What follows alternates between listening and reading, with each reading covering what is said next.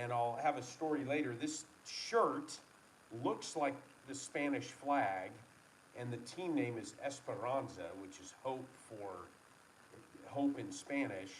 It's actually from a leading football team in Tunisia, but I am wearing it in honor of Spain tonight, and I have news on that. I'm trying to maintain the keep you out of the light bulb here that's on behind me.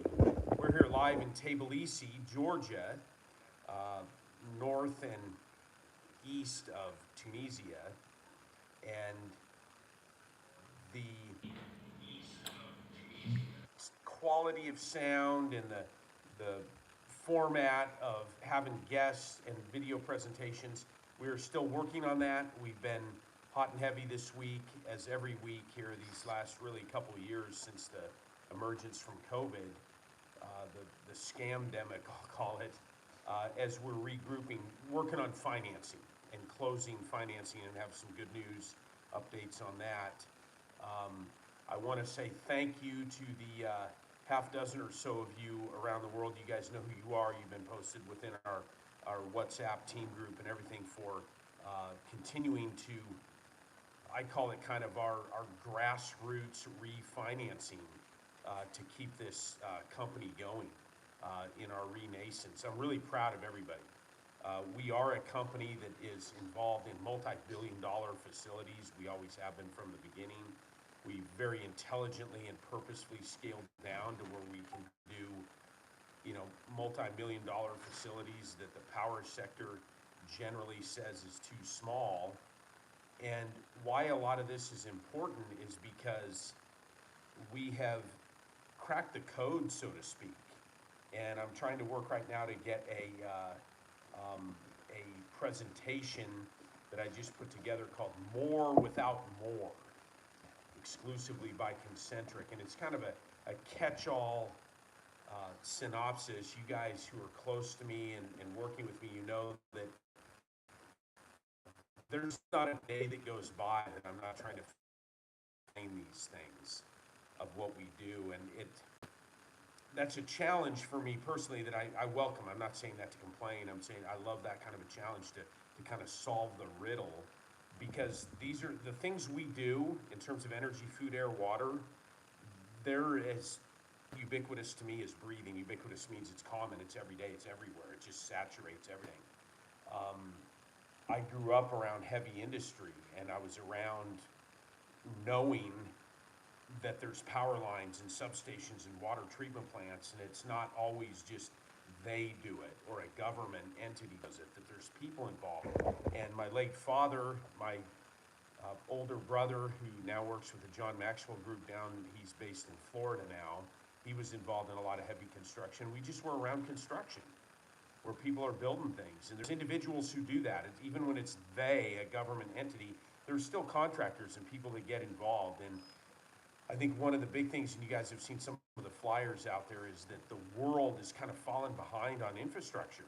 And so a lot of people say they don't know how it works. Well, it's kind of like, you run into people who will say something like, well, I'm not good at math, or I just don't really like some certain thing. And it's like, you can make that decision to just say you're not going to be involved in something. I try to encourage people around me, my children, people that are close to me, to say, learn enough about something so that then you can decide whether you're interested or not. Don't just prejudge it and say, well, I'm not real good at that, because you know what? Sometimes math is taught badly. It's one reason I like to teach mathematics. As a side note, if you're ever studying mathematics, there's really only one thing you have to remember, and it's the equal sign, right? Because everything on both sides is the same. So the answer's already in there. And then, as I've talked to various people about, and I'm always willing to, so I won't take a long time on it, but calculus. The calculus is amazing. Differential calculus gets into rates of change. That's how the world works. So I remember taking that in high school when I got into advanced mathematics and calculus, and it was kind of like, poof, the world just opened up, because now you can start to model reality. And then there's maxima and minima, where you determine the rate of change of something stops and it changes direction. So whatever's going on there, that's a minimum or maximum point. And then you can start to optimize things in the world. And that's what that means. And so just the calculus, what Newton and Leibniz pulled together, and then integral calculus is really the inverse of it, areas under a curve. Again, volumes, areas, all these kind of things that are things, rates of change, things that are dynamic and moving, and it's a way to model the world. So whether you advance that far into that, I'm using math as a bad example because I'll put it this way, there's far more scientists and engineers who know about history, politics, and social justice than there are people involved in the liberal arts that know anything about science. And I don't say that as a judgment because it's fine. People can want to know what they want to know about. I personally love music. I love classical music. And it's something I have no real skill sets in. Late in life, I learned how to read music, and I think it's fascinating, and I can do that and play piano super slow because I don't do it every day, but as I play more, I could get better. But it's not something I really do. It's not on my bucket list. So when I go to concerts, I enjoy it because I realize how much work has gone into the musicians to perform, and I can just enjoy and celebrate what they're doing. I'm getting notices that the sound is terrible, Talita. Talita, can you help me on that one? Hold on a second. Thank you for the note that the sound is terrible. Give me just a second here. I'm going to try to check in on that. I've got my assistant, Talita's right here. She has headphones on, so she can't hear me. So bear with me. I'm going to have to message her because I don't want to yell across the room here. You can hear me? She's saying it sounds good. Okay, so I'm not sure. I took my charger out. I'm trying to think, Talita. I've got only a certain amount of charge on my phone. Do we have the microphone? We can try that now because is it okay? Well, but I took out my charger. The charger's down by the microphone, and maybe that's what caused the problem. Here, tell me now. How does it sound now? Can you tell me right now how it sounds, Talita? How is it at this moment? I put the charger back in, which might be covering up the microphone. Can you hear me right now? Sorry, everybody. Hang on one second here. Hey, Talita. Can you hear me now? No, but I put the charger back in. Tell me if the sound is worse than it was before. Or can you still hear me? Okay, let's give that a try. Someone's messing with your mic. Okay. We're going to just keep going here. One of the things that I wanted to address regarding these presentations and the way we're trying to explain things is that one of the strengths of our business plan, I got in this industry and have stayed in it, is that to generate electricity where we started, it's a tremendous business because it's sold 24/7, whether a person's physically there or not. You're not really trading dollars for hours in that case if you're a part of ownership of the project like that. And then we integrated it with food and taking the waste heat from a system to run vertical farming aquaponics, and then also capturing the flue gases to make algae biomass, which could be used for food, or in our case now, we turn that into biomass that will go back to pyrolysis. The reason I'm explaining that, and it all gets into a thing, because we're all breaking our minds on the backside of Concentric right now about why can't we get financed? Because in what I've done within the company is, you do what you know you can do. And for me, it was go out and identify some projects, get some contracts signed, get things that are investable, right? That we could immediately deploy capital, start building a plant, build it, run it, generate revenues. I mean, that's just kind of the way these industries work. So we've done that in a way where we have contracts all around the world. We've identified all these projects. Part of what I'm even going to display tonight as best I can. We'll find a way, or I'll walk through it. And many of you have seen the material anyway. But one of the things with respect to what I'm talking about is that we now have codified all of our patents into the point where we've set up standardized rules of thumb on any climate, any condition, any altitude, anything, where we can basically come in and say and I know there's a propensity for everyone to say waste to everything else. And it's true. We're the only company in the world who has a complete process, not just one piece of equipment, but a complete setup of systems that converts garbage and sewage into energy, water, clean water, graphene now, and all these other commodities with no pollution. And so the um, thank you for the feedback on the sound. Hey, Sandoon, good to see you there.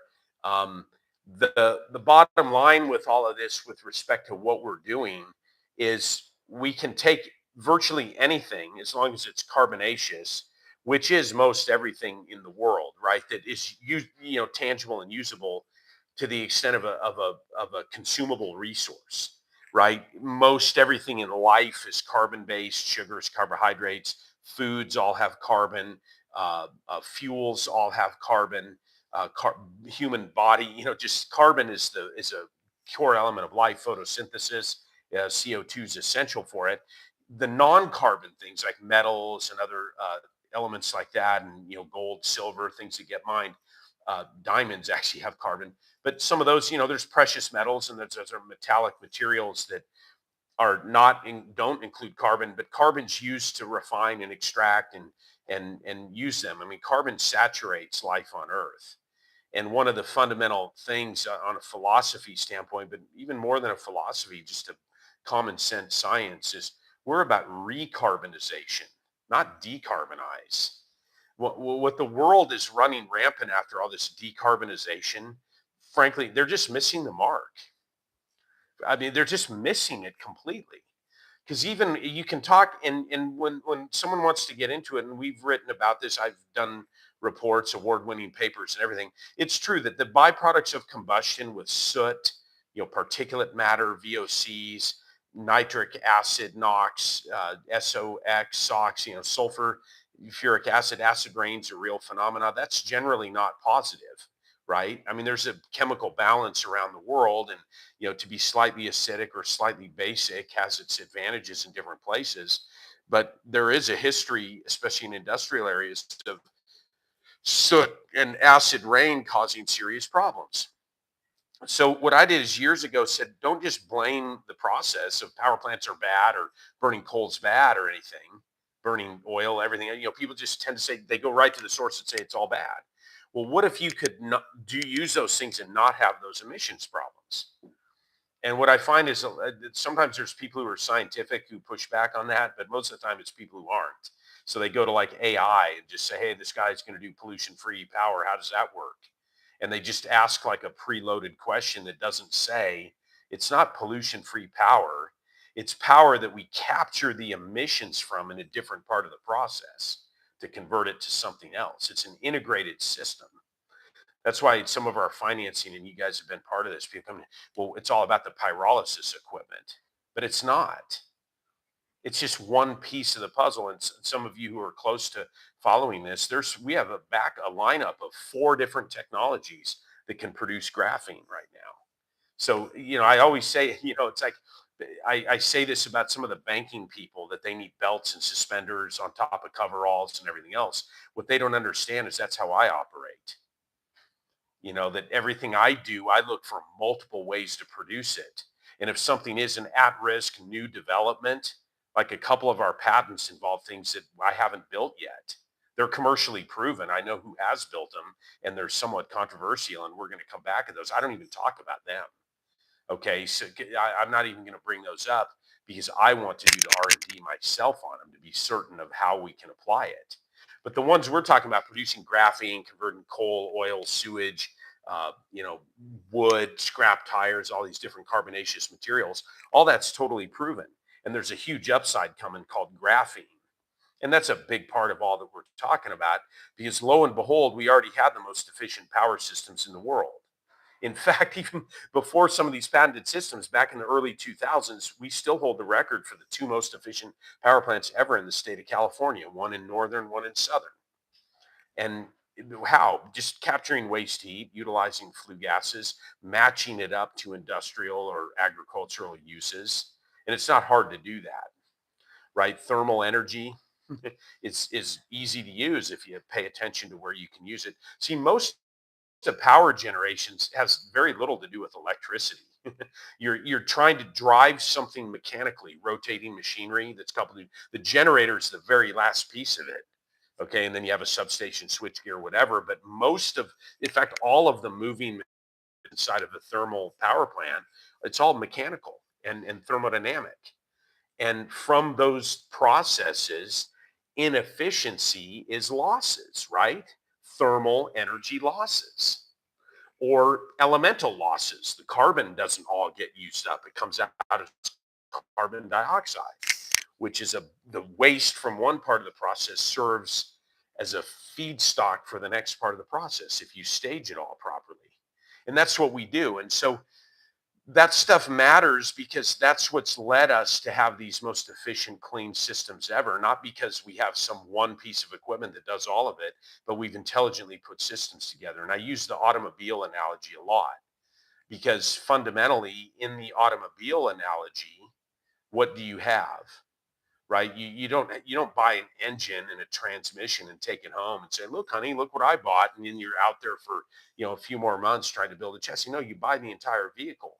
But the company that made the car, they're sourcing it from multiple other sources. I mean, to the best of my knowledge, and everybody has their own different pieces of the puzzle they gather, but I would just say that let's use Volvo as an example, an automaker. Volvo doesn't make tires. They do make engines, some really good ones in diesel and gas, I'm sure. So inside of their cars, they're probably using some of their own engines. I don't think they make transmissions. I doubt that they make, differential gears. They're buying those from somebody else. You know what I'm saying? My point is that even if you're a major auto manufacturer, I just picked Volvo out of, just for something to do. I know the Chinese have bought into them and they're kind of making, what is it, Geely or Geely, the Chinese automaker, is finally put like some Volvo and Ford factories over in China. So those cars look a lot like Volvo and Ford. They've been doing that with bicycles too. Not all the time. So they cobble stuff together that's real cheap and lousy, but the quality's coming around. I see it in the Eastern Hemisphere here. There's all kinds of Chinese vehicles all over the place, from BYD Electrical to, you know, Geely, however it's pronounced, and all these things. And I'm just bringing that up because that's what Concentric does. We put systems together based on the latest, most advanced technologies. And that's why we were able to kind of climb this hill of graphene production. Because most people who look at graphene production, how do you make graphene? You subject graphite or some other pure form of carbon or biochar, something that's already refined down as carbon, and then you have to put it under intense heat for a controlled amount of time. And we've learned recently that some good quality graphene doesn't even require the microseconds. It can be a 10-minute burn even with plasma. So we're seeing that there's a lot of leeway in there, and it's going to be really exciting because we can fine tune and optimize. Well, what does all that take? Yeah, Saab was better than Volvo. They were, and the German manufacturing's awesome, and I know Sweden's had some good cars. A lot of good vehicles that are out there. And we're trying to model, really going back to like the Henry Ford era. You've heard me say that, like, we're going to build assembly lines to build the pyrolysis equipment, a major piece of equipment. We're trying to buy into some of the engine generator and turbine companies that we'll be using a lot of. And that's just part of, because I know from experience, and what Concentric's business plan is built on is to own the means of production.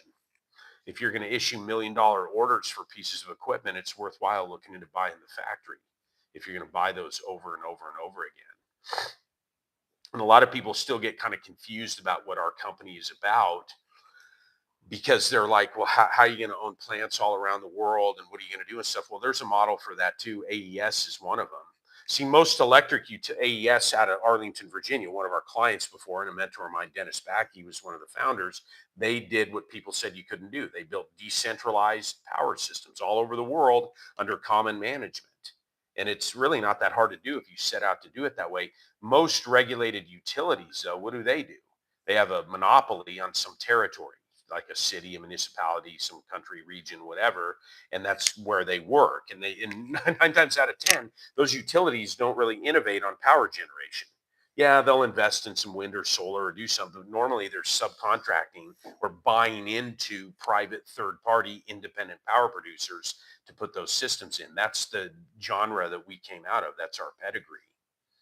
And so our basis was, man, these power purchase agreements are a grinder. People just strangle to death the fuel supply and the offtake agreements, and you got to have 20, 30-year fixed price deals, and you sign away all the decent revenues. It just becomes so lame. And by the time you're done, your returns are minimal. And, it just, everybody in the utility gets what they want, and you leave, and everybody just feels like you're just greasy. You just felt like you sold out, and the whole business models just stink, because the utilities are just rooking people. And if they don't get a good deal, they go to the Public Utility Commission and just get a rate hike anyway. And then the power plant producer, the financiers just beat them down to death to where don't ever generate additional incomes. It's all about the power purchase. If you're going to do anything with the emissions or anything for compliance or improving efficiency or whatever, it's totally frowned upon. And then eventually an independent power producer will break through and say, hey, look, we can sell to you for less money per kilowatt hour because we're more efficient now. But the risk is all borne by the IPP, the independent power producer. That's us. So we're used to that. And so we come in and say, hey, we can generate more than just electricity and have a bunch of other revenue streams. Selling what? Aquaponic food, algae biomass, from the carbon dioxide, now graphene from the synthesis process where we're extracting from solid fuels, the gas and liquid fuels through that, so the graphene is just a byproduct. And to my point on this of what our company's about is that most people looking at graphene look at the energy expense electrically and everything else as the liability, the cost, the burden. Well, for us, that's also a profit center, right? If you can, one thing I feel kind of vindicated in a way, and maybe people who are still trying to figure out what we do don't really get it, but eventually it'll come out. People who know me and know what we do. I know my father is seeing it too. Like, he's excited because I love power generation, generating electricity, synchronizing to the grid, generating a certain frequency of electrical power. It's very exciting when you synchronize a generator and you've got everything tuned. You got this whole massive collection of mechanical equipment and thermal equipment, and at the very end, it's to rotate a shaft that's connected to a generator, right? You're rotating a current carrying conductor inside of a magnetic field, and that generates a current in your electric power. There's a force that when you're around that is awesome. And it's a very exciting thing. It became a real attraction for me through my career, and it's very exciting. And when you do that, when you synchronize for the first time, first sync, first fire, first sync, those kind of things during startup are very exciting. And when you're around something and you feel the building when a generator synchronizes, and I'm talking 10 megawatts and above, 30, 40, 50, hundreds of megawatts, it's awesome. You've got all this stuff tuned in for this one result, and it just ties it in. It's phenomenal. It's an exciting event that happens. People creating power with a purpose, kind of thing. And I'm kind of going through this while I'm still going to try to get this in a position where we will have this. I'm trying to see if I can get this file up there where we could walk through it. And I apologize in advance that we might not be able, and we're going to, like I said, we're going to continue to refine this minute for international long distance. I mean, you just, in a business context, you could afford some of that, but in a personal context, you just didn't really communicate overseas, or you'd mail a letter or whatever. And now, with WhatsApp, Signal, some of the Google Meet, even this thing here on YouTube, you don't even really have to pay for it. You can get a minor subscription to get better access or better services. I think we do that on YouTube here and LinkedIn or whatever, but it's not that expensive, all told, this is awesome. And this is where technology goes. And it kind of, it makes me wonder sometimes when people are so cynical, because, literally it used to be, it would cost you $100 for less than a 20-minute phone call overseas, maybe even 10 minutes, depending on where it was. Okay. And now for $100, you can get a monthly unlimited cell phone bill. You can pay subscriptions to YouTube and, LinkedIn. You can get your, certification, X, whatever, a whole bunch of those for under $100. And also get Wi-Fi at home, or in your office, get a separate router with its own Wi-Fi. I mean, so you get all that stuff for under $100. A lot of the packages are less than that. That's pretty phenomenal. That alone should give people excitement. I remember, again, I'm old, and I remember Bill Gates and Steve Jobs. One of the biggest things they had. Who would want to carry around a personal computer? What are you talking about? Nobody's going to want that, because they're thinking computers are like a cray, that a guy's going to have like a backpack and put a refrigerator on his back if he wants a computer. Well, the visionary people realized they could get it smaller and smaller. We're now like on this phone I'm talking into, and I've got a MacBook next to me, is more powerful than some, full mainframes, back in the day when you had vacuum tubes and everything else. Things get better. And that's what we're kind of pushing for. And this whole thing I put together, I'm gonna look this up here. I'm gonna try to get this. I've sent it out within our team Concentric. I'm gonna post this that I put together just today, and I want to thank in advance. There's one of our guys, an agent down in India. I was telling Talita that what'll happen is he'll get some of our agents. Sandu, and I think you're awesome, man, a stud. You just put stuff together and then ask me to verify a couple things, and that's pretty easy and a good interaction. Some of our agents are like, hey, can you write up the whole presentation? And it's kind of like on top of 100 other things I'm doing, and I weigh it out, and I'm glad to. Don't get me wrong, I appreciate everything, but I love it when folks get on board and see the customization they can apply to their nation. Because the bottom line is we can go we've gone anywhere in the world now. We've optimized our systems. We always could, you could build a power plant anywhere, but with our advanced systems and the advanced returns on investment based on the advanced multiple polymathic material going on, we now are able to go anywhere in the world and in a matter of minutes to hours, identify their resources, look at where their weak points are, the strengths, what we can do for overhauls, and come up with a game plan for how to change their national GDP even. Literally, it's that big of a deal, simply by doing that. And it's huge. It's a huge issue going on with respect to all that. And why that matters is because we can go anywhere in the world now and offer solutions that a lot of nations and people, I think, have just resigned themselves to say it's impossible.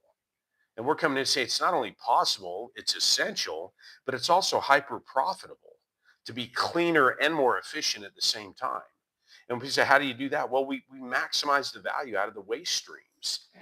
The one of the things we put at the top of this presentation, and again, it's one of many that we have. We're always trying to streamline it and simplify it. It's called more without more. More prosperity, more stewardship, more opportunity, more resilience, more hope, without consuming more of the world, without consuming more of each other. There is a way, and it's way better, and it's actually very simple. And one of the things here we kind of cut into is that some of you may have heard of Occam's razor, where it says the best things are the simplest, right? Always work towards elegance. Well, in this scenario, we call it Concentric's razor and cutting to the catch, not just the chase, but catching the answers. And what we have inside of this presentation, and we issued it, or an initial draft of it, over a month ago. I forget the date, but I said, this is it, because I brought this up because one of our agents in India I was like, hey, we got this great idea. Can you match this, or can you prepare something? Or here, Microsoft came out of someone biochar. Can you show it for graphene or whatever? And it's kind of like, yeah, of course we can. And some of the videos, even on our website, talk about this, that we've turned existing living itself into a profit center, right? Because waste streams and byproducts from existence are hyper valuable in our model. So we have this spreadsheet, and I'm looking at it right now, and I'm going to post this. I'll post the file into YouTube. I'll post it up in X. We'll put a link on it. It's meant to be kind of a presentation. It's not a big slide. 10 slides is all it turned out to be. But in this particular spreadsheet, and maybe this will just help to explain what it's there for, is it lists out coal, oil, gas, cement kilns, woody biomass, ag residuals, municipal solid waste, garbage, and scrap tires, and then animal livestock operations. So there's really just three types of power: the coal, oil, and gas, new and retrofit plants. So those three traditional fossil fuels, and then you have four more, cement kilns, because the CO2 from clinker operations is a huge source for us to create biomass and then subsequently graphene. Then you have the woody biomass, ag residues. Sylvan xylems are processed there, and the municipal solid waste, the CAMEA process, and then the animal husbandry. So you basically have five things. And the regular power generation's coal, oil, or gas, which is real easy to use. And we gasify coal now to get gas and liquid fuels out of those. So it's all related. This is part of our Darial process. Anywhere in the circle, you can just insert a fuel or waste and process it accordingly. We're either taking incoming a gas or oil fuel, or we're making gas and oil fuel from anything solid. That's the pyrolysis part. And like I said, so even without the graphene, the business model is awesome, because we have hyper efficient systems that then use that fuel to make electricity. The waste heat from that engine or turbines used to make steam for either more electricity or part of another process. I mean, it's all super high thermal efficiencies, and we've been doing that since I was a kid, literally. And so with this table, I'm going to count there: 1, 2, 3, 4, 5, 6, 7, 8, 9. There's 10 rows in it, and then the totals at the bottom. And we can plug that into any nation we just do the reconnaissance on. And sometimes you don't use all 10. They might not have cement kilns, or they don't have any coal or whatever. So those kind of come out of there. So usually it's 3 to 6 of those options that are most important. And we sit there and say, what's the food production? How many dairies, how many milking cattle would we need, or camels, or whatever? It's easy to plug in the model. Would we need to create a net exporting position to create food autonomy for the region? And we also make energy from the livestock waste, so there's advantages there. Well, we've got it down where the metrics for those plants based on empirical data. And we've whittled it down to just a matter of statistics. What's the scale of the plant? How much waste is there? How much power generation do you want to make with a coal, oil, or gas? How much is there? Just give some quantification, and then the whole thing multiplies out. So no matter of literally seconds, I'll give it a minute, we can model this for an entire nation, and then just put a presentation together. No one in the world's ever been able to do that. This is stuff that would take years and reconnaissance and research, and we just can look at it and say, let's get on with the next thing. And it's why, frankly, like some of you talk to me, I get a little impatient on the financing part, because our business model, very much on purpose, is DEFCON: develop, engineer, finance, construct, operate, maintain. And the finance part is so we can make the decision. Historically, our biggest competitor still has been to do nothing. And that's kind of sad, because that's what's hurting humanity right now, is that nations aren't even building infrastructure, and they wonder why there's problems and there's joblessness, and all it's crazy what goes on when people just don't take care of living. Because in our model, we want to hire people. I was telling somebody the other day, there's places like Bantar Gebang down in Jakarta, and the landfills outside of Manila, and the ones down in, we just started negotiating some terms for in Kinshasa, DR Congo. And there's hundreds of them around the world, Kampala, Uganda, Nairobi. There's places in America that are just overflowing and spilling and all these problems. And so with that, one of the issues that we run into is that the economics of those plants under the old model that we were a part of 30, 40 years ago, 50, is that you need to get real high tipping fees and sell the electricity for a real high price.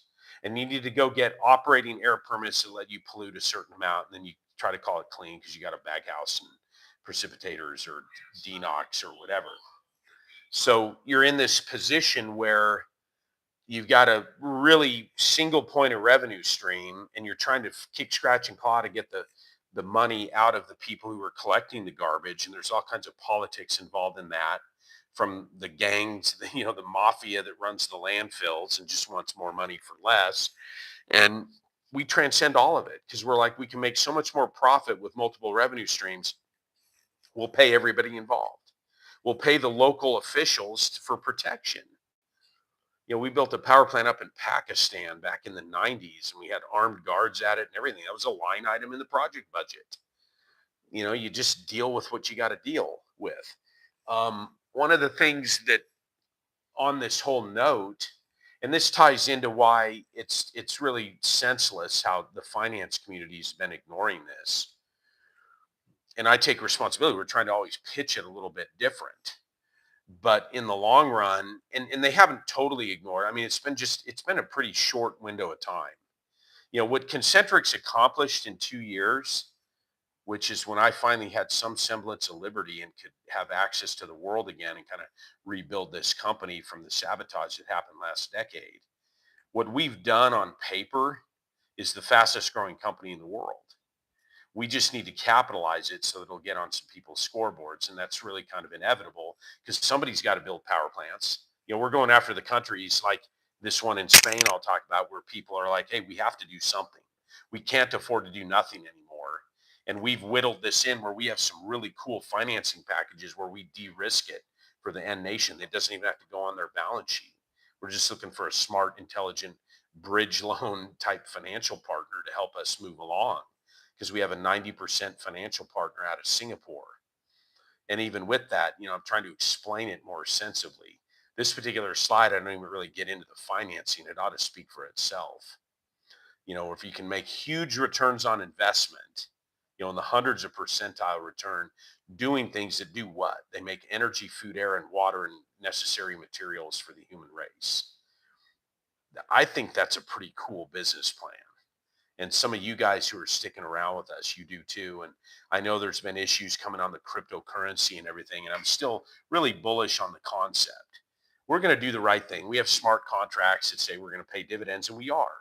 And I've said we'll do it for a marketing expense, whatever. I hope it turns into more. I hope people see that there's value and they'll say, oh, there is a real business and these people can do these things, because it's what it deserves. The liberation of money, which is what blockchain represents, deserves some authentic, awesome businesses involved in it. And I'm excited for that to come about. So I'm going to talk about, oh, by the way, if anybody's listening, the central United States, in the grain belt, the heartland, yeah, we're coming back. Exciting stuff with some large cattle operations and some agricultural opportunities that, yeah, we've never forgotten. We spearheaded a lot of that development earlier this decade. Actually, my first patent was in livestock manure conversion, and that relates even now to the thing in Spain. And I'll just share that with you to protect kind of the parties involved. It's basically a privately owned farm, a huge operation with hundreds of thousands of animals of different species. They're separated throughout the property. There's some swine and there's some chickens. Um, we've got a propensity. A lot of our stuff was developed around cattle, milking cows, and now feedlots. We can come in because the dry waste from feedlot manure typically was hard to put into anaerobic digestion. It's great to dry it even further, put it into the pyrolysis we're doing. So we have options all around.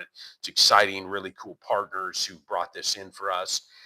And basically, it's one of 3,000 large commercial agricultural livestock facilities in the country of Spain that are all under massive political pressure. In fact, the one we've come upon basically they've been there almost half a century, all kinds of legacy waste in the soil, the groundwater, everything else. And they were basically given an ultimatum end of last year to say, if you guys don't get underway with something that's got an authentic chance to fix this. And for livestock operations, that's not an anaerobic digester. That's just, again, one part of it. You might make some methane gas, but you're still not dealing with the nutrients. And so we're going to deal with all that legacy waste, new waste, the whole deal.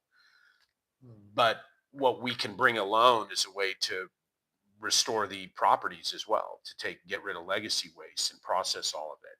And what underwrites that is the graphing potential. The economics are superior for that. and that helps with everything. And so we finally found a farming community that the whole community is like our backs are against the wall. We have to do something. And we brought in this amazing package where they can be 10% financier and their investments secured by Alliance Insurance. That's one of the things I try to get in these dialogues. People say, what about Concentric and all this stuff? Hey, your investment's guaranteed by Alliance Insurance, the largest insurance company in the world. Do you think at some point in time that your investigation might be redundant? You know, we've done that on purpose. We try to take the risk away from people so they can just analyze, hey, what do we need? Because what are our other options? See, a lot of people say, well, this is expensive and doing this. And how's it going for the world when you don't do anything? When you just don't bother with landfills and you let people just live in them and piles of trash, and you don't invest in power plants, Africa and South America. You import fuels from other countries and you're subject to all their chaos. I'm running into it all over the place. My lovely, beautiful wife, my best friend in the world, is from South Africa, and we lament that country. We pray for it every day. There's so much stupid corruption. People buy coal and they ship them freighters full of rocks and stuff at the power plants. It's just stupid. These are grown adults just doing stupid stuff. And it's like, what's wrong with you? So there's country in South Africa, especially down in Mpumalanga County or province, where she's actually from, kind of Pretoria, Johannesburg area, is one of the top 5 coal regions in the world. So countries all over, from Yemen to, you know, Senegal, which it's just amazing. I want to talk about him. They're the guy. What a great story there. You guys have seen. I'll just defer. Go look in our LinkedIn site and on YouTube here, the video we presented. Because that's pretty awesome what's going on there. But back to the coal issue, you got, and Sri Lanka is another, buying coal from South Africa. Well, how's that working for you guys when you get a freighter full of rocks or something instead? And you say, well, that's not fair. You don't have to pay for it. But what are you going to do for fuel? So we're coming up with a biomass system where they can grow their own fuel indigenously in Sri Lanka and keep those profits in country and have it a great renewable fuel source. And then people come and say, how does it work? How does it not work? You're growing your own fuel. What do you buy? Us rapid growing crops. Dendro, the dendrite from the word for rapid growing network of plants, all kinds of things you can grow, moringa to bamboo to, the different shrubs and different things that grow fast, especially in the tropical climates. We've looked at stuff, sequoia, pine, kelp, seaweed. There's all kinds of stuff. Anything with carbon in it is all we're after. And so we're giving these great answers to these countries for these solutions. And the exciting part is we just have one equation. And I say that in this presentation. I'll be getting this out to everybody. We'll put something up here on YouTube for it if I'm unable here in the next 15 minutes even to get something up, because I don't know how to watch it in real time there. I probably should do that. I know how to do that on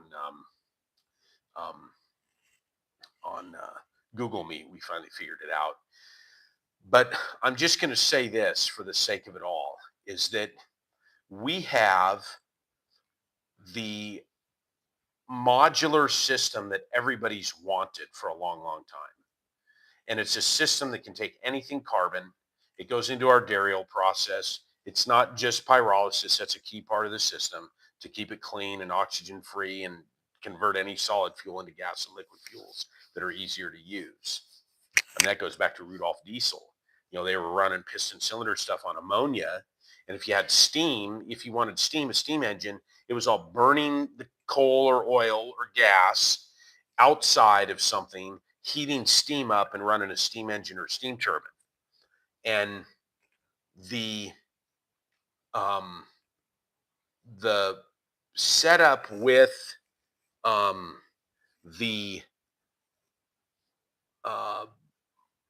on that steam turbine, Rudolf Diesel came in and said, in his memoirs that he wrote later before he passed mysteriously kind of in the early 1900s, he said what motivated him, he just wanted a direct energy conversion. He didn't want to have to make steam first. And they actually ran some engines on ammonia, which was used as a refrigerant. He almost killed himself once blowing some equipment up, and eventually settled on stearic and oleic acids from and fatty acids from peanuts. Ran his tests in 1900 at the World's Fair in Paris. Ran it all on peanut oil, and it was awesome fuel. We've got efforts to look into that. Stick around for that. Working on some things this past week on that, but because the properties of stearic and oleic acids, fatty acids and then palmitic is the other of the top three acids that come from animal fat, plant fat, tissue, and then uh, the palmitic is from palm trees, which actually, it's amazing. The properties of palm oil match whale oil. Isn't that funny? Like this little ironic thing out of the ocean that has a very similar match, and whale blubber and whale fat's been used as a fuel throughout human existence, and it's not quite as popular now because everything's been out of fossil fuel refining, but it's still carbon. It's just the way it's gone. So the point is that we can take any of those things under this one simple system of the Dariel 360 process, and everything goes through the same process now. Yeah, there's slightly different inputs, and you got conveyors to handle coal or garbage versus gas or oil coming in, and those numbers kind of fall out in the wash because it all scales. And you have some, it works out amazingly because, in other words, we can run a 72 ton per day pyrolysis system with algae derived from 10 to 15 megawatts worth of gas or oil fired power generation, which then can run that. So if we start with gas and oil, we're actually making the solids from the exhaust to end up making the graphene. And it turns out that since we don't have the costs, I'm just giving this as an example, in that system, we don't have to have like coal conveyor systems or garbage sorting or anything else, but you're starting with a larger prime mover, right? You're doing a 10, 15 megawatt system with gas or oil. Well, it just so happens when you run all the CapEx numbers of what you're buying, the cost to do a gas or oil fired system with slightly higher power generation, so the waste heat and waste CO2 can make enough solids to make 72 tons a day for that modular plant single unit. Those total costs are very similar to a system that takes coal or garbage in as the initial 72 ton per day feedstock, because you're only generating there about 3 to 5 megawatts. I say only, it's more than anybody else in the world for that quantity of fuel. But you have about a third of the power generation, a third of the CapEx for it. But you have CapEx associated with bringing in the fuel and sorting and all that other stuff. So what's amazing, and this took us years to develop, is realize, whoa, it all kind of matches up that $20 million cost. Now, as we build up our factories to make the pyrolysis equipment, one of the large big ticket items, and buy into some factories doing the prime movers, engines, and turbines, we're hoping to bring that number down. In fact, on a large scale systems where there's hundreds of those units, it's more like 10 million CapEx. The 20 million is the worst case where we're just doing one of. We kind of got to build it from scratch. And so we're pretty excited about that because $20 million. And again, a lot of banking people say, oh, for 3 or 4 or 5 megawatts, that's not a good deal. And it really isn't on a cost per kilowatt if that's all you're making. But in a pyrolysis system, it's a barn burner. The closest competitor we have, I've mentioned like plans B, C, and D, they're more like a 50 to 70 million total CapEx, where our setup there is for 20. Okay, total for this 70 tons a day type thing, 70 to 100 tons a day. And sometimes those numbers, the range is because the moisture content. You can have 100 tons a day come in at 30% moisture, take out the 30% moisture, and you're left with 70. So that's why it's fuel specific, but it comes out in the wash because we're using the waste heat from the power system to dry the incoming fuel. It's not that significant because we have a system ready to do that. And we've done that for years, pre-drying incoming fuel. But my point with all this is that there's other ways we could do it more expensive. Well, even with all that, we're talking about a net operating earning well over $100 million, really more like 700 million. We kind of whittle the pro forma down and everything. Let's just say it's a 20 million CapEx and we make 120 million a year selling graphene at the lowest level prices, like back to the cement industry. Okay. So that means basically we have a 6 times every 2 months, we're having a simple payback on the equipment. That's unheard of in the infrastructure industry. And that's like our worst case scenario. And that's why we're saying really bullish on a business plan. And some of the finance people are like, well, we just don't understand multiple revenues. And that's where we try to say, you know what, understand them. I mean, you know what, it's kind of like, as I've dove into botany and optics and some of this stuff, because I'm a mechanical engineer, I understand the thermodynamic side of all of it. And I find that's kind of a dying art. People come in, can you use this? Can you use that? It's like, of course we can. I mean, bagasse from, sugar cane or, wood. I mean, it's like, why couldn't you? I mean, yes, yes, yes. Anything. Does it have carbon? Yes, we can. And we have before. I mean, we've done all this over the years. And the point I'm trying to make to everybody there, as we go through this and you think about what this company represents, is that we have multiple revenue streams from the same fuels everybody's already using or not using. In the case of garbages and other waste streams, we're creating multiple values out of it. And so what ends up happening is we change the whole model, and we have enough money to pay people like in Jakarta or Manila or Nairobi or Kinshasa. We can go out and go to thousands of people in the community and say, you know what? We might not have the best infrastructure yet down in the Congo. They're trying to build a landfill east of the city, but there's dozens of locations where the garbage just piles up. And we alone can come in and put modular systems at all those locations, plus at the landfill, and build up to that. Our systems are permanent, they can be, but they're also modular. They can be up and moved a few years later after they paid for themselves with legacy waste. There's so many opportunities going on with that. And the deal is we can go to those countries and say to the citizens, look, while we build up the infrastructure to have transfer stations and use our electric trucks to move the garbage around and get it over to the plant and just really make it valuable. Toledo and I love it. Down in Tunisia, we saw it. There's garbage kind of in the streets there. They do have a landfill and it goes there, but there's garbage around. We want to go into these communities and tell people, hey, yeah, come by our place. Here's the Glad garbage bags. We'll have weekend party. We'll go around as a company, the people from the office on a Saturday morning picking up trash. I've seen church groups do that and everything. Why not help out the community? But we're going to incentivize communities to say, look, we'll give you $1 for a bag of that trash. We said, well, how can you afford that for a couple pounds of trash? You know what? Because it's going to build back into the community. It's going to build back into the community by giving people an incentive to get it cleaned up. And eventually those people can work and get jobs at the plant and do different things. But see, we don't treat labor as a negative. Yeah, it's a line item and an expense, but when you compare it back to, the graphene value, you can afford to make a difference in these communities and societies. We have enough money to build hotel for investors in Greece. Okay.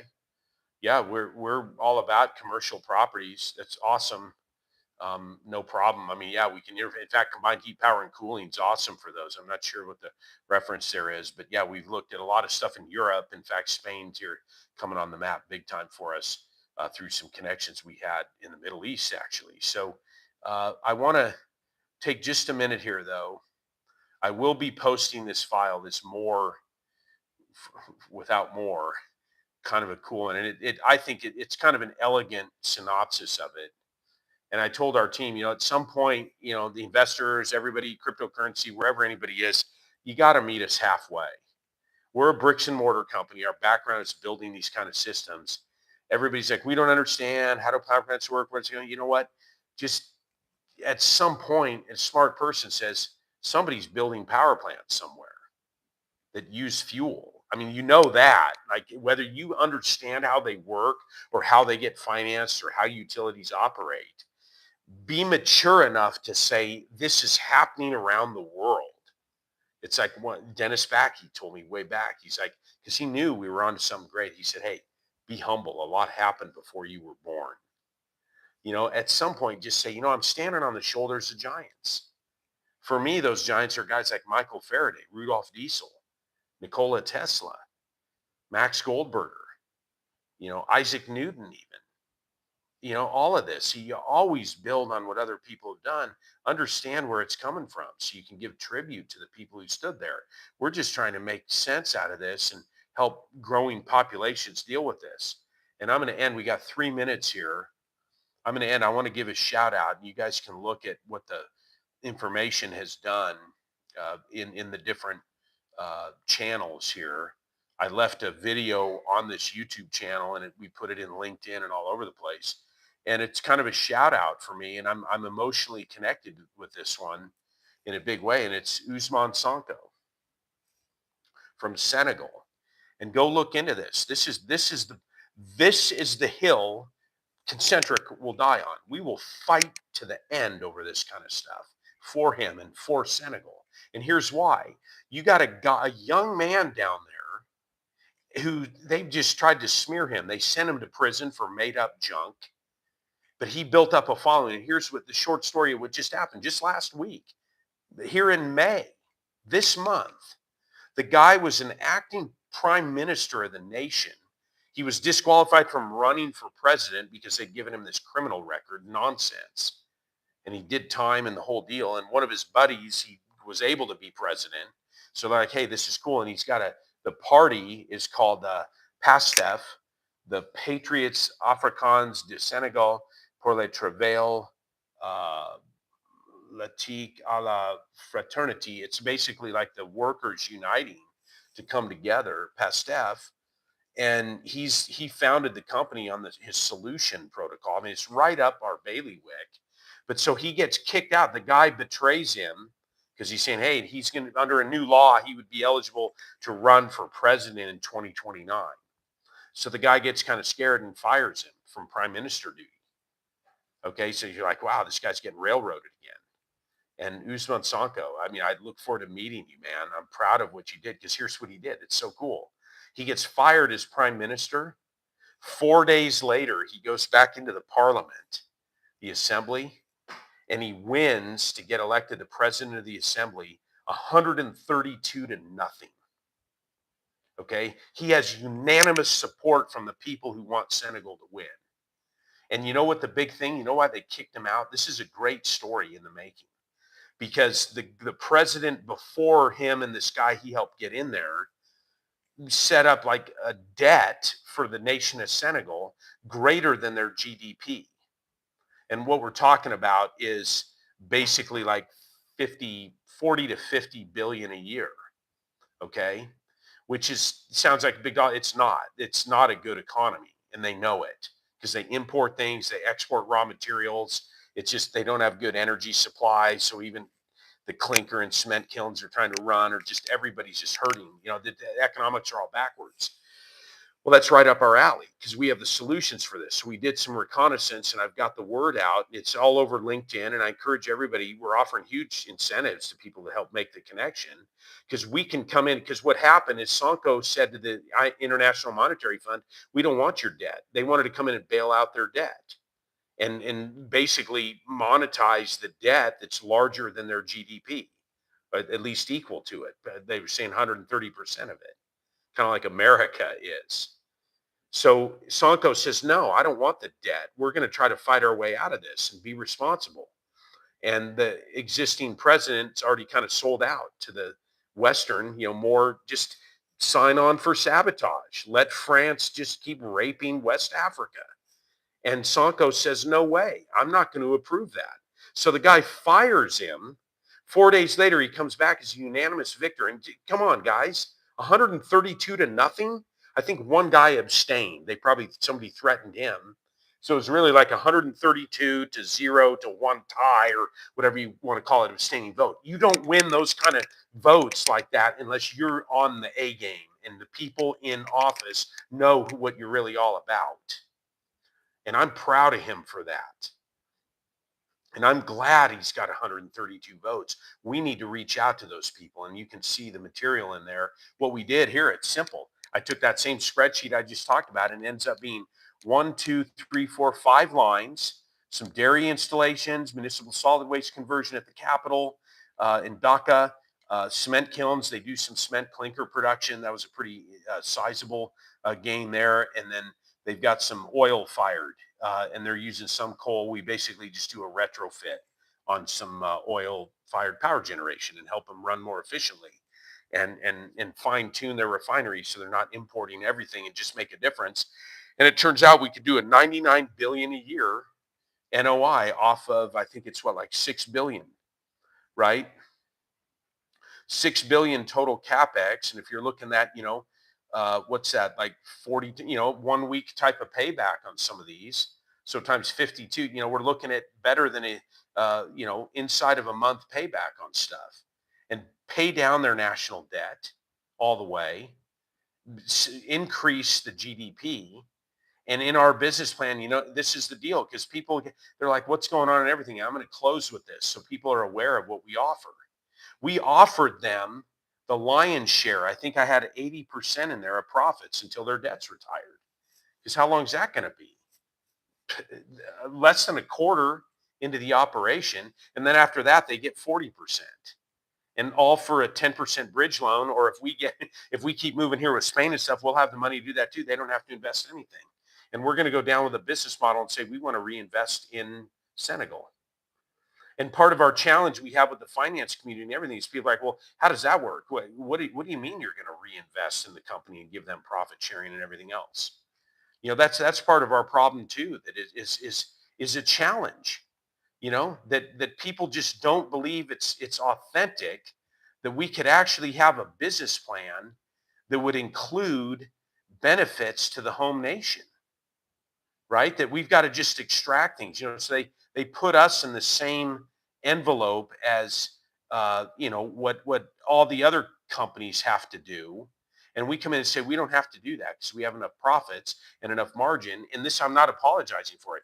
Our business plan is to own and operate the plants, to extract revenues to pay for employees, to be in business, being in business, right? To have money and income to pay employees, to be there, to have local labor, local staffing.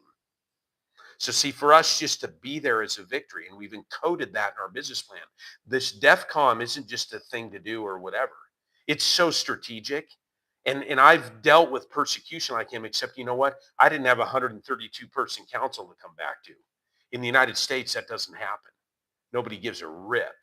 You just get thrown under the bus. I'm proud of the loyalty down in Senegal. I can't wait to meet those people. Those 132 people stood up and said, this is wrong. We're going to vote him back. And he's not prime minister, but he's president of the parliament there. And we're trying to empower people to do that in a way that everybody wins. Even the guys who, tried to throw him under the bus and stuff. We're everybody wins in our model. The all gains some, right? And I'll end with that. You guys study economics, and you'll see there's a term called the zero-sum game. And it's the classic thing behind all of the riprap of colonialism and all of the riprap behind the extraction of resources and the debt trap diplomacy and everything else. And it's actually what the UN does to countries down there. It's all part of that strategy. Get you so loaded on debt that you're stuck. And it's called the zero-sum game because people believe in the lie of lack.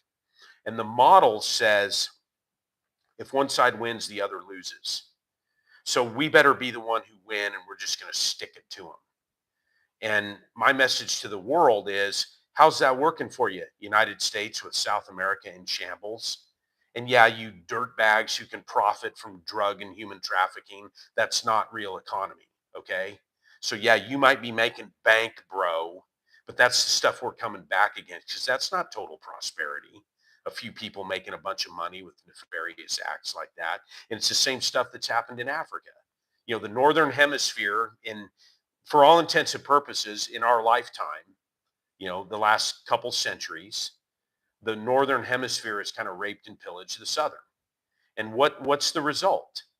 And see, the thing is, I'm not talking about victimization here, because you can take it back. There's a way with better science, with better ways of doing things. You don't have to, like Sonko saying, hey, we don't have to take the debt. We can fight our way out of this. So the point is it's not just like they're bad and they owe us, because that's what happens. You just go back to the UN and say, give us, give us, give us, and then it just becomes more debt trap. That's not fighting out of it. South America is trying to do it too. Chile's recently elected president. Amazing man, trying to reinstill free enterprise concepts. We're there at the forefront with a great business strategy to support and invest and co-develop and cooperate with everybody. And we call it the all gain sum, because we believe, and we've proven it, that if you steward resources properly, even ones that aren't yours, if you still have to buy natural gas, Georgia, from Azerbaijan, you can still optimize what you do with that gas. You can still optimize what you do with the oil and gas and other raw materials that flow through your country from another country. We're writing business plans for nations that have very little resources just to optimize the resources they do have, and it'll change economies. And then we go to the ones that have resources like Kazakhstan or Mongolia with pollution-free coal conversion, making graphene as a byproduct from efficient power, lights out. I'll end with this one. I said I would, but I'll gain some, because that's part of our response. Even Parag Khanna, The Future is Asian, great book, great principles in it about all of these trends. And he was saying Central Asia, Astana, Kazakhstan. I'll close on that one. You guys want to see where the action is? Talita and I were blessed. We had lunch just yesterday again with Anwar Rakhmazan, one of the counselors at the Kazakhstan embassy here in Tbilisi. Neat man. Just asking, hey, what are your goals? What do you want to do?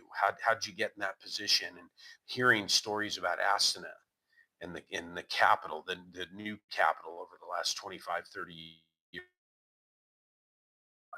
up in the steppes, the land of the Khan dynasties and everything, and a lot of coal reserves. And their president issued a Kurultai, which is their word for a mandate to make electricity for data centers from those coal reserves.